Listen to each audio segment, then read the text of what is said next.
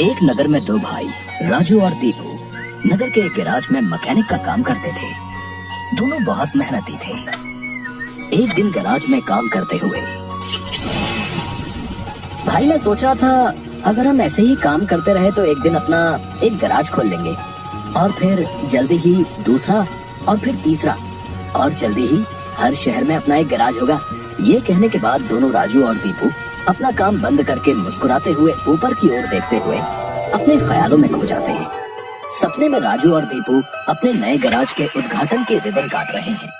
तभी पीछे से उसकी पीठ पर कोई धक्का देता है और दोनों घबरा के सपने से बाहर आते हैं। राजू के बगल में उसके गैराज का मालिक, ग्रे शर्ट, काले पैंट, सिमटे हुए बाल और आंखों पे चश्मा।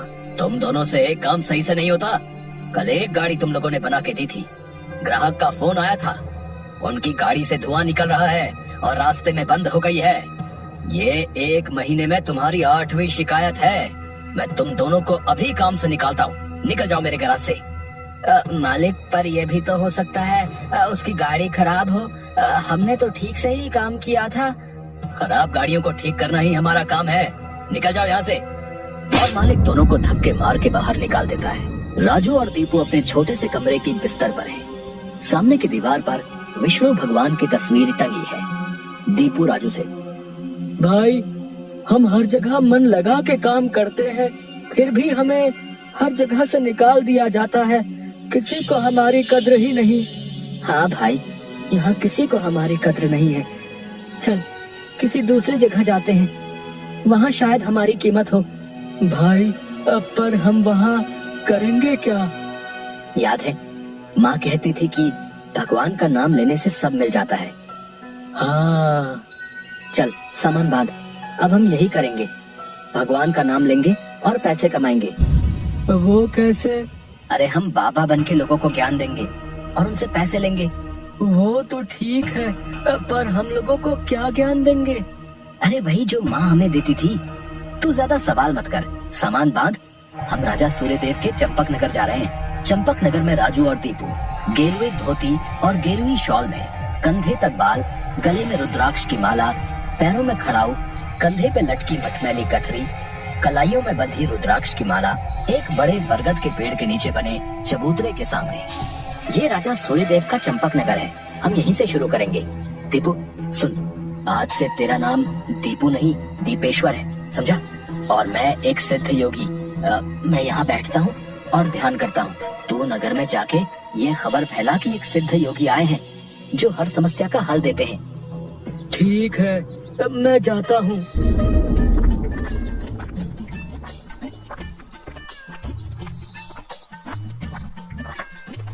भाई हमारे सिद्ध बाबा जी के लिए कुछ दान दो। ये कौन से बाबा हैं और कहाँ हैं? बड़े सिद्ध बाबा हैं, उनके पास हर समस्या का हल है। नगर के बाहर जो बड़ा बरगद का पेड़ है ना, वहाँ ठहरे हुए हैं। अगर तुम्हें कोई समस्या हो तो उनसे जाके मिल लो, वो तुम्हें हल जरूर बताएंगे। पर हाँ, दान के लिए कुछ लेकर जरूर आना। हाँ, मैं जरूर आऊंगा। औरों को भी बता दो, पूरे नगर का भला हो जाएगा। जरूर बाबा जी, जरूर। राजू पेड़ के नीचे ध्यान में बैठा हुआ है और दीपू थैले में सामान लेके उसके पास जाता है। मैंने नगर में खबर फैला दी है, जल्दी ही लोग यहाँ आते होंगे। तुम तैयार रहो। मैं तो कब से तैयार हूँ, देखते हैं क्या होता है। राजू फिर से ध्यान में बैठ जाता है। तभी नगर के लोग वहाँ आने लगते हैं और हाथ जोड़ के नीचे बैठे हैं। बाबा, हमारा काम नहीं चल रहा, कृपा करें। आप जो भी दान के लिए लाए हैं बाबा के चरणों में रखें और बाबा से गुरु मंत्र लें। दुकानदार राजू के पास पैसे रखता है और हाथ जोड़कर खड़ा हो जाता है। राजू इशारे से दुकानदार को अपने पास बुलाता है और उसके कान में कहता है, श्री राम, हर बिक्री के समय मन में ये नाम का जाप करो, बिक्री बढ़ जाएगी। याद रहे, अपना ये मंत्र किसी को नहीं बताना, अपनी पत्नी को भी नहीं। जैसी आपकी आज्ञा बाबा जी। महाराज, आप राजकुमारी के लिए एक योग्य वर तलाश रहे थे। हमारे गांव में एक सिद्ध योगी आए हैं जो तेजवान है और राजकुमारी के लिए एकदम श्रेष्ठ हैं। गुरुदेव, मुझे आपके चयन पर पूरा विश्वास है। अगर आपने चुना है तो वो राजकुमारी के लिए अवश्य ही उत्तम होगा। सोने जवाहरात और अनेक उपहार लाओ। हम अभी उन महान योगी के पास जाएंगे और उनसे राजकुमारी से विवाह करने का आग्रह करेंगे। हे तपस्वी, मैंने आपके बारे में जो सुना था, आप उतने ही तेजस्वी हैं। मेरा आग्रह स्वीकार करें। राजू ध्यान से आंख खोलकर राजा को देखते हुए, जी महाराज, कहिए क्या परेशानी है आपको? मेरी इच्छा है कि आप मेरी पुत्री से विवाह करें और ये उपहार स्वीकार करें। राजू काफी देर तक उपहार में लाए सोने चांदी और अनेक वस्त्र और उपहारों को देखता है, फिर राजा की ओर मुड़ता है। महाराज, मैं तो एक सन्यासी हूँ, मुझे इन सब से क्या लेना? मुझे क्षमा करें, मैं आपकी बात नहीं मान सकता। दीपू चौंकते हुए राजू को देखता है। मैंने जो सुना था, आप उससे भी महान हैं। मुझे क्षमा करें यदि मैंने आपका अनादर किया हो। आप जब तक यहाँ हैं, मैं कोशिश करूंगा आपको कोई दिक्कत ना हो। और राजा सूर्यदेव को प्रणाम करके वापस चले जाते हैं। अरे राजू, ये क्या कर दिया तुमने? इतना अच्छा मौका हाथ से जाने दिया। अरे राज करते हम लोग। राज, तुम्हें ये क्या हो गया है?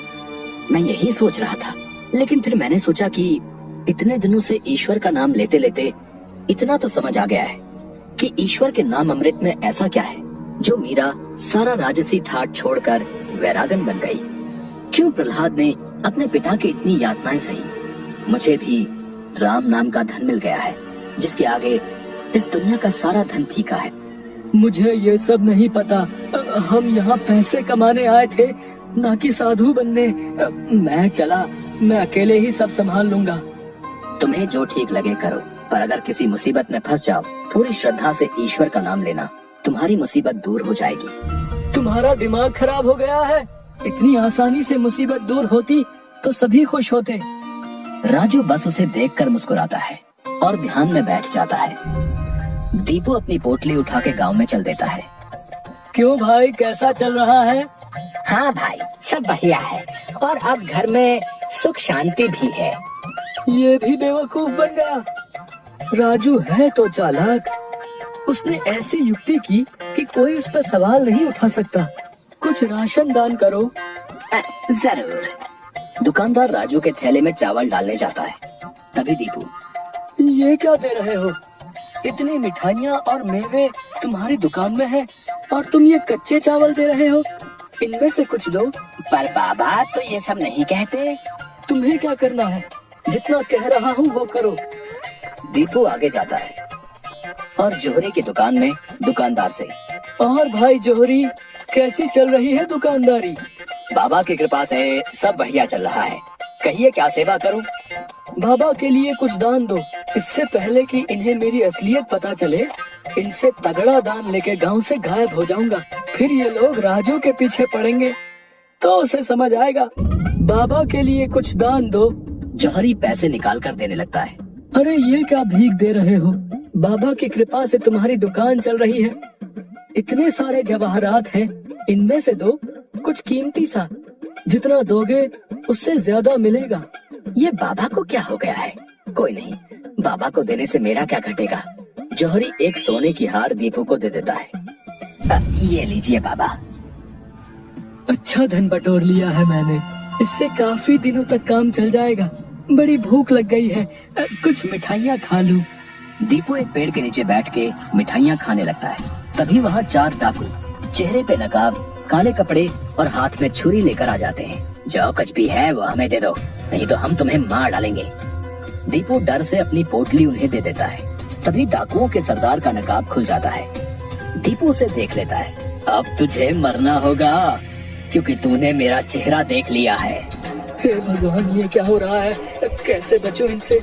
भागने की कोशिश की तो ये लोग पकड़ लेंगे। क्या करूं? तभी उसे राजू की बात याद आती है। अगर किसी मुसीबत में फंस जाओ, पूरी श्रद्धा से ईश्वर का नाम लेना, तुम्हारी मुसीबत दूर हो जाएगी। दीपू आंखें बंद कर घुटने पर बैठकर, हे नारायण मेरी रक्षा करो, हे नारायण मेरी रक्षा करो। डाकू का सरदार दीपू को उठाकर, सुन, राजा के सिपाही हमारी ओर आ रहे हैं, इसलिए तुझे छोड़ रहे हैं। अगर तूने किसी को हमारे बारे में बताने की कोशिश की तो तुझे जिंदा नहीं छोड़ेंगे। ये ले अपनी पोटली। डाकू भाग जाते हैं। दीपू सामने से सिपाहियों को आते देख मन में, हे नारायण, मुझसे भूल हुई जो मैं राजू की बात को समझ नहीं पाया। मैं राजू के पास वापस जा रहा हूँ और उसके साथ रहकर आपके ध्यान में अपना जीवन बिताऊंगा।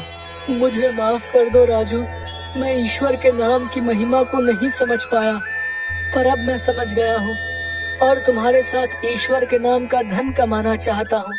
राजू दीपू को गले से लगाता है